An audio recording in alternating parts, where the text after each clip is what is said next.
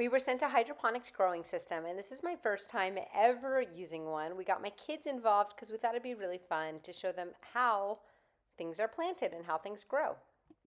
It comes with everything you need to get started and start the growing, except for the seeds. You do need to provide your own seeds. Once we got the seeds we wanted to plant, my husband and daughters worked together to get everything set up and ready to grow.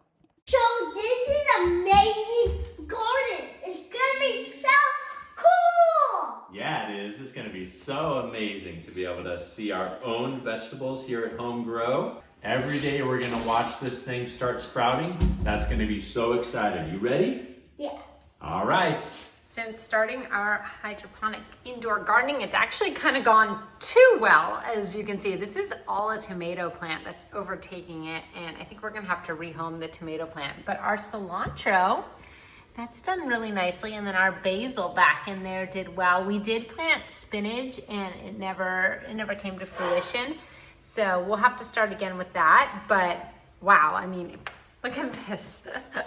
Things definitely grow really, really well in here. And now I'm gonna use a little cilantro and put it on my nachos.